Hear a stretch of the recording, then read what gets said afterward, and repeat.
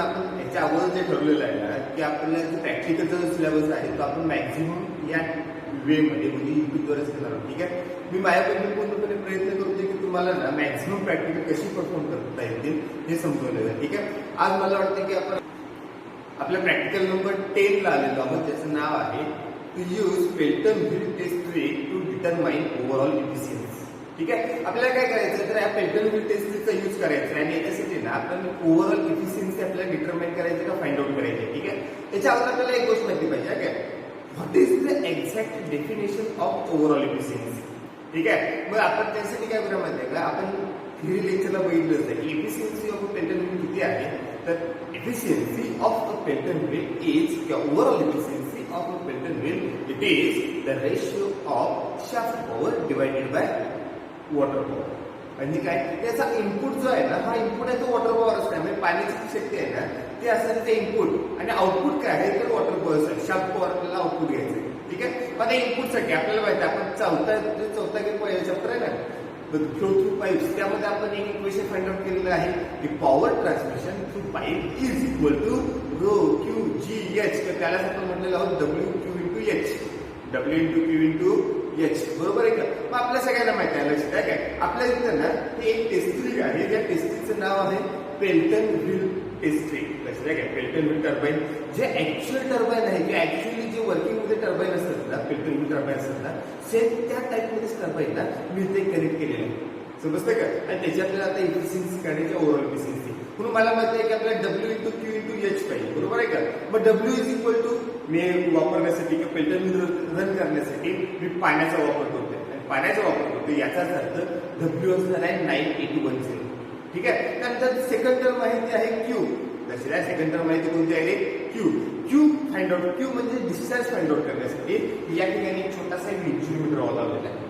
लक्षात, या ठिकाणी वेंच्युरीमीटर मला दिसतो. बरोबर आहे का. आणि वेंच्युरीमीटर मी अशा प्रकारे सेट केला ना की मला दोन्ही म्हणजेच काय, मला बर्डन टू प्रेशर गेजचा यूज करून सुद्धा मी घेऊ शकतो किंवा मी मॅनोमीटर किंवा इलेक्ट्रिक मॅनोमीटरचा यूज करून सुद्धा ना वेंच्युरीमीटरचा यूज करून मी काय करू शकतो डिस्चार्ज करू शकतो. आपल्याला क्यू जो यूज काढायचा आहे तो आपल्याला मॅनोमीटरचा यूज करून काढायचा आहे. त्याच्यामध्ये जे वेंच्युरीमीटर कनेक्ट केलं आहे ते.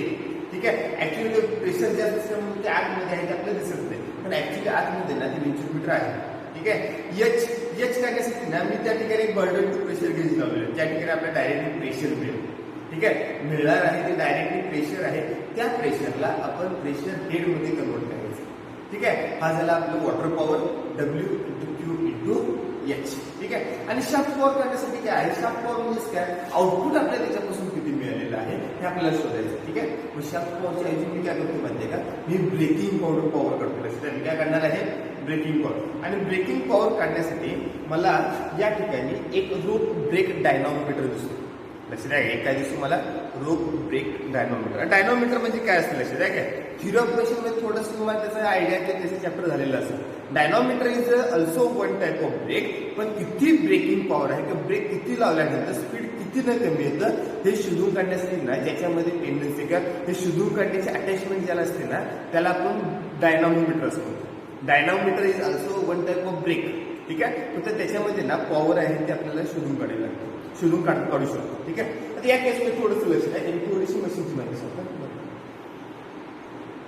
मित्रांनो. या ठिकाणी आपल्या इथे ना एक पेल्टन व्हील टेस्ट्रिक आहे. कशा आहे, पेल्टन टर्बाईन टेस्ट्रिक आहे. त्याच्यामध्ये ना मी व्हीलला पाणी सप्लाय करण्यासाठी, वॉटर सप्लाय करण्यासाठी किंवा वॉटर पॉवर इन्क्रीज करण्यासाठी ना एक 5ची मोटर वापरली.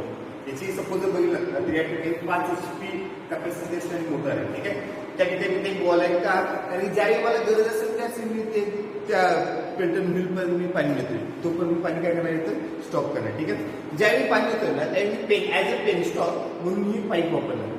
तसे हा जे पेन्सर म्हणून का वापरणार आहे ही पाईप वापरणार. त्या पाईपचं डायमीटर वगैरे आहे ते तुम्हाला देतो मी सगळं. ठीक आहे, ते किती पाणी पुढे चाललेलं आहे आणि डिस्चार्ज करण्यासाठी या ठिकाणी वेंच्युरीमीटर दिसले. ठीक आहे, venturimeter we also know that venturimeter is the practical application of Bernoulli's theorem which is use to measure discharge. ठीक आहे, मग याचा सीडी जो असते त्याचे डायमीटर जे आहेत ना ते तुम्हाला सगळं स्पेसिफिकेशन टेबलमध्ये मिळून जातं. ठीक आहे, जसं मी पुढे होते या ठिकाणी बघितलं तर या ठिकाणी ना माझ्याकडं एक गेट ओपनिंग आहे. तशी नाही काय गेट ओपनिंग म्हटलात ना तर या ठिकाणी आतमध्ये ना एक स्पियर आहे. पाईपच्या आतमध्ये काय आहे? स्पियर आहे. कशासाठी? तर आपल्या गोष्ट माहिती आपण मॅक्झिमम वेलॉसिटी इन्क्रीज करण्यासाठी आपण नोझल वापरतो. ठीक आहे. आणि नोझल वापरल्यानंतर ना वेलॉसिटी किती इन्क्रीज करायचं, प्रेशर किती द्यायचं आहे हे सगळं ठरवण्यासाठी ना एक गेट ओपनिंग असतं. ठीक आहे. त्याचं तुम्हाला जर डिटेल पाहिजे असेल तर त्या ठिकाणी आहे. ठीक आहे. त्याला गव्हर्निंग मेकॅनिझम सुद्धा म्हटलं जातं किंवा गेट ओपनिंग सुद्धा म्हटलं जातं. ठीक आहे. आणि प्रेशर आपण किती आतमध्ये किती प्रेशर सिलेक्ट जाते हे मेजर करण्यासाठी या ठिकाणी एक बर्डन टू प्रेशर दे मी निघालो ना या ठिकाणी आतमध्ये लक्षात आहे काय तुम्हाला एक स्टँडर्ड व्हील ज्या टाईपमध्ये आहे ना त्या टाईपच तुम्हाला इथे व्हील दिसतं. ऍक्च्युली पूर्ण केसिंग बाहेरून असल्यामुळे ते पूर्ण स्पष्ट दिसणार नाही का बाहेरून केसिंग आहे. ठीक आहे. ज्यावेळी इन्स्टॉल केलं किंवा ज्यावेळी फिरायला सुरुवात होईल ना त्यावेळी आपल्याला थोडंसं व्यवस्थित दिसेल. ठीक आहे. देन या पेल्टन व्हीलचा हे झाले बकेट्स मधला झाला रनर आणि रनरच्या मधोमध आहे ना तो आहे शाफ्ट. ठीक आहे. आणि हा जो शाफ्ट आहे ना या शाफ्टला मी पाठीमागं एक मेकॅनिझम कनेक्ट केलं व्हील लक्षात. हा जसा पेल्टन व्हील फिरतोय ना तशी हे सुद्धा फिरते बघा. पाठीमागं शाफ्ट फिरतोय बरोबर आहे का. म्हणजे हा व्हीलचा शाफ्ट आणि हा डायनोमीटरचा शाफ्ट हा सिंगल एकच. ठीक आहे. आणि हे जे तुम्हाला एक सिम्पली कन्स्ट्रक्शन दिसत आहे याला म्हटलं जातं डायनोमीटर. त्याच्यात याला म्हटलं जातं डायनोमीटर. ठीक आहे. ज्याच्यामध्ये ब्रेकिंग पॉवर मेजर केली जाते. त्या ठिकाणी सुद्धा एकूण 2 टाईपचे वेट्स असतात ना. एक असतं ते डेड वेट असतं आणि दुसरं असतं ते अप्लाइड वेट असतं. एकूण 2 वेट आहेत लक्षात आहे काय. एक आहे त्याला आपण म्हणणार डेड वेट आणि दुसरा आहे त्याला आपण म्हणणार आहोत स्प्रिंग वेट. ठीक आहे.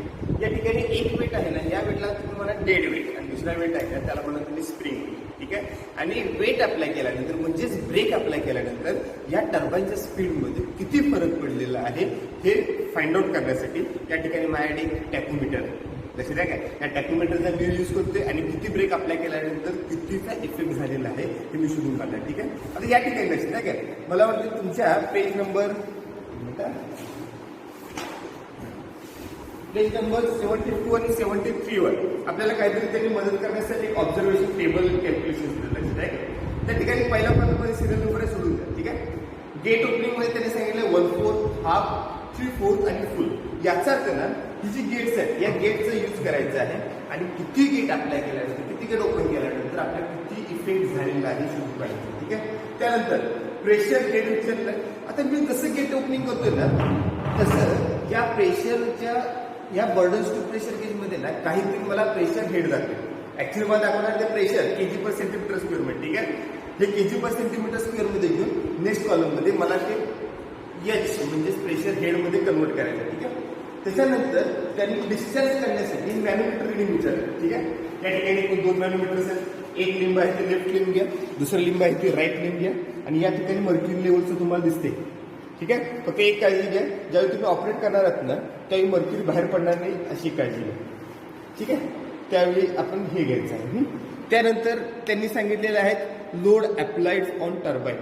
या ठिकाणी ना मी पहिल्यांदा काय करतो डेड वेट ना पहिल्यांदा 1 kg अप्लाय करणार नंतर 2 kg अप्लाय करणार आणि किती kg अप्लाय केल्यानंतर डेड वेट किती आहे स्प्रिंग लोड किती आहे त्या ठिकाणी लिहायचं. ठीक आहे. आणि शेवटच्या कॉलम मध्ये आहे speed of a turbine. Speed measure करण्यासाठी मी टॅकोमीटर वापरतो. ठीक आहे. टॅकोमीटर यूज करताना मी काय करणार या शाफ्टला फक्त इथं एक बटन आहे बघा टॅकोमीटरला. ठीक आहे. टॅकोमीटरचं बटन पुश करून ठेवणार आणि या ठिकाणी फक्त लावून जाणार. ठीक आहे. मला जे काही स्पीड मिळेल ना ती स्पीड मी तिथं नोट डाऊन करणार. समजतंय का. हे आहे आपलं पेल्टन व्हील टेस्ट रिग. ठीक आहे. पुऱ्या स्टार्ट घ्या प्रॅक्टिकल्स स्टॉप. या ठिकाणी सर्वात अगोदर लक्ष आहे काही स्पेसिफिकेशन आपल्या रिक्वायर्ड आहेत ना स्पेसिफिकेशन थोडीशी घेऊन घ्या. स्टॉप. या ठिकाणी तुम्हाला रिक्वायर्ड असलेले काही सेफ्टी प्रिकॉशन्स आहेत. पॉज करून थोडंसं ते बघून घ्या वाचून घ्या 1-2 मिनिटं. आणि आपल्याला रिक्वायर्ड असणारे स्पेसिफिकेशन्स म्हणजे ऑब्झर्वेशन्स आपल्याला या ठिकाणी दिसतात.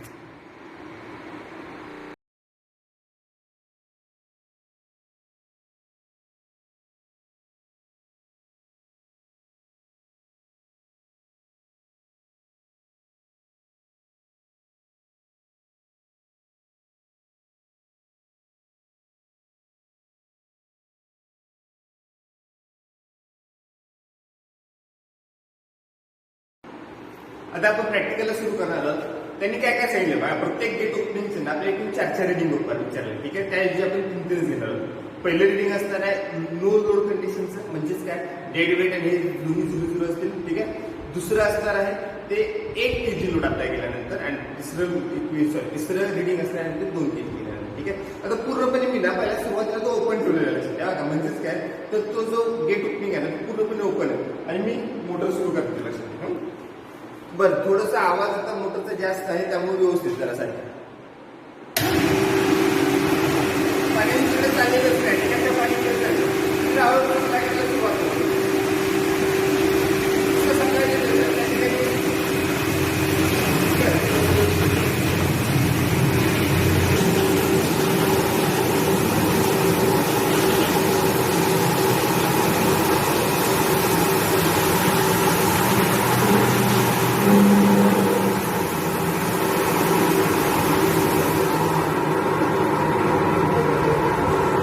लागेल. ठीक आहे, थोडं ऍडजस्ट करून घ्या. ठीक आहे, पहिल्यांदा मी काय करतो माहिती आहे की दोन्ही लोड आहेत ना ते 0वर ऍडजस्ट केले असेल. ठीक आहे, मला वाटतं डेड वेट जे आहे ते 0वर आलं आणि स्प्रिंग वेट जे आहे ना ते ऑलरेडी 0वर आहे, ते मला ऍडजस्ट करायची गरज नाही. ठीक आहे, मी आता सुरू करतोय. पहिल्यांदा फुल वॉल ओपन असतात लक्षात आहे का, वॉल ओपनिंग जे आहे ते फुल आहे.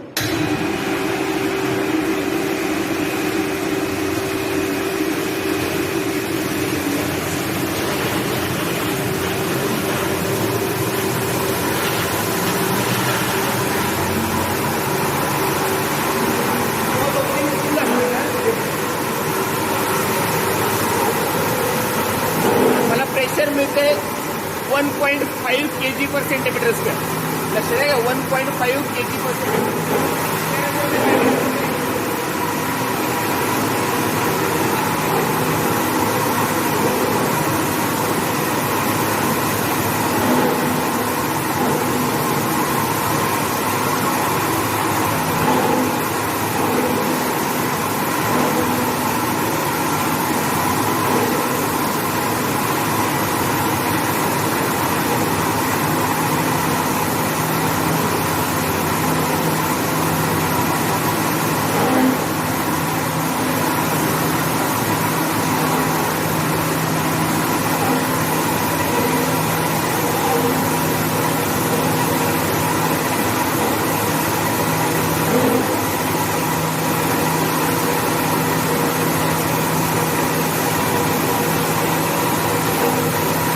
मध्ये मला रिडिंग मिळते 60 आणि 100, 60 आणि 100.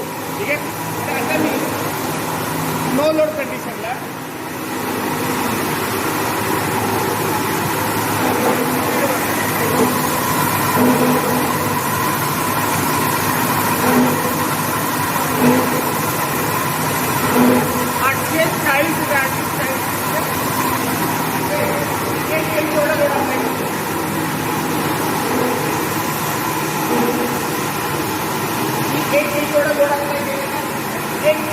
स्प्रिंग लोड असतं ना, ते लोड आहे 200 ग्रॅम.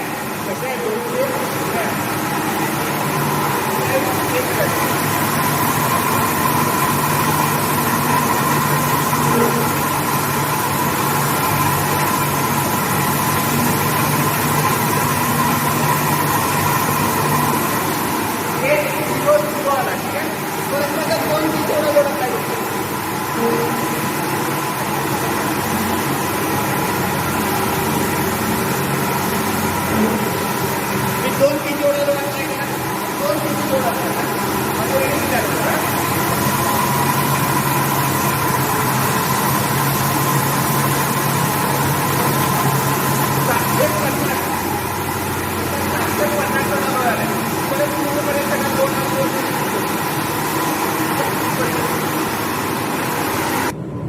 माझं एक रिडिंग झालं का, एक रिडिंग झाले ना मला काय करणार ना काय, मला स्प्रिंग लोड द्यायला 1.5 kg/cm². ठीक आहे, लेफ्ट रिडिंग मध्ये होतं 60, राईट रिडिंग मध्ये होतं 100.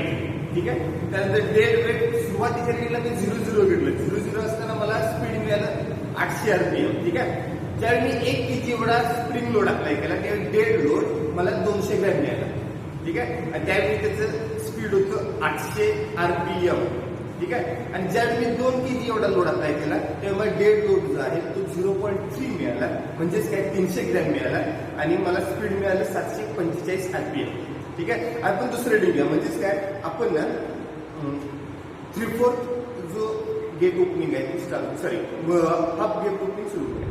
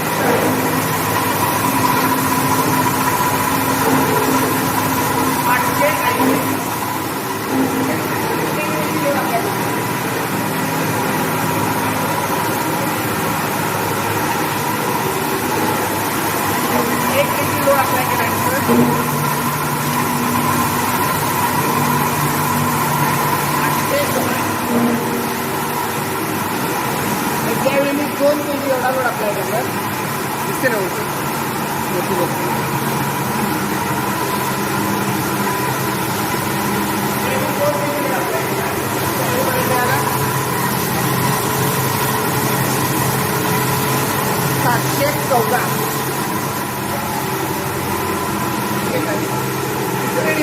काय करणार अजून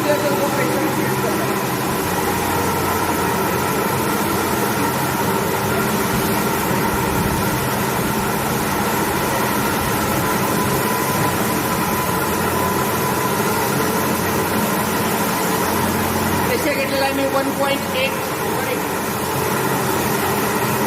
1.3 1.3 प्रेशर घेतलेला आहे. आता लोड रिलीज करतो लागते.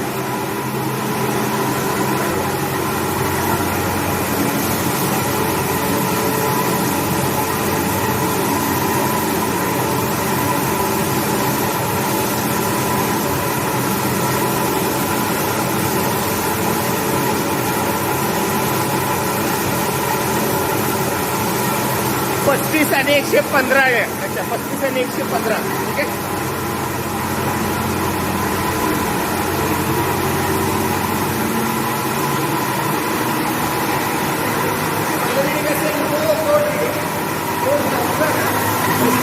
स्पीड आहे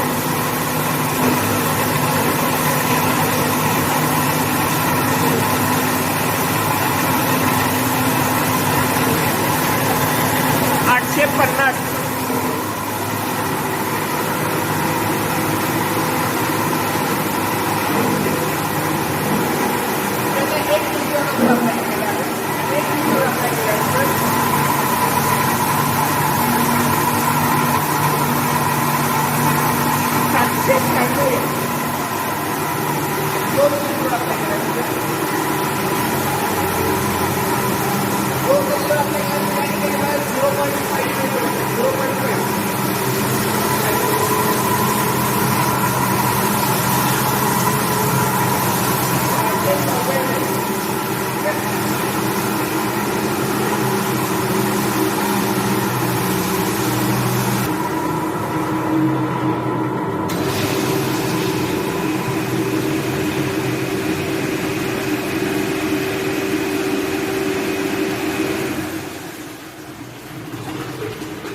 या प्रकारे आपण डिफरंट प्रेशरला डिफरंट टाईपची रिडिंग घेतली त्याची, नाही काय.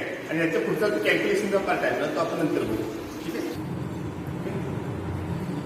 मित्रांनो, लेक्चर सुरू असताना ना, लेक्चरच्या वेळी आपण एक बघितलं होतं बघा की ब्रेकिंग जेट ही कन्सेप्ट होती. ब्रेकिंग जेट ही कन्सेप्ट का होती? कारण की ना आपल्या ज्यावेळी पेल्टन व्हील किंवा टर्बाईन स्टॉप करायचे असते ना, त्यावेळी स्पीड इतकं जास्त असते की जरी मी पाण्याचा बंद केला तरी सुद्धा ती टर्बाईन आधी थांबवते. त्यासाठी मला काय करावं लागतं, अपोजिट डायरेक्शन मध्ये ना आपल्याला जेट द्यावं लागतं. तो जेट जो आहे त्याला आपण ब्रेकिंग जेट असं म्हणतो. ठीक आहे, त्यात एक छोटंसं आपण ट्रायल घेऊ. लक्षात आहे काय? मी मोटर सुरू करतोय, ज्यावेळी रन झाले ना त्यावेळी पाण्याचा सप्लाय तो बंद करतोय. बरं, तरी सुद्धा किती वेळ फक्त ती टर्बाईन सुरू होते एवढंच बघा. पाणी द्यायला सुरुवात केली.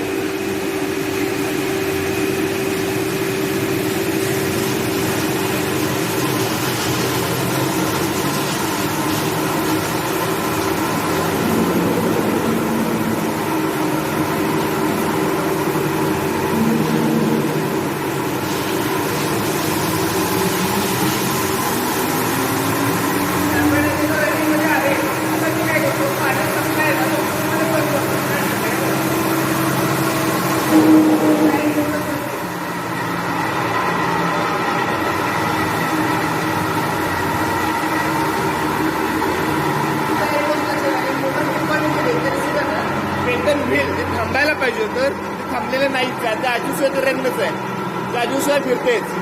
सपोज जर ही मोशन कट करून मला जर ते लगेच थांबवायचं असेल तर मला काहीतरी ब्रेक अप्लाय करायला पाहिजे. आणि ऍक्च्युअल टर्बाईनमध्ये आपण ब्रेक अप्लाय न करता काय करतोय, आपण अपोजिट डायरेक्शन मध्ये एक जेट देतोय. त्या जेटला आपण म्हणणार आहोत ब्रेकिंग जेट. ठीक आहे, आता थांबवण्यासाठी मी ब्रेक लावतोय.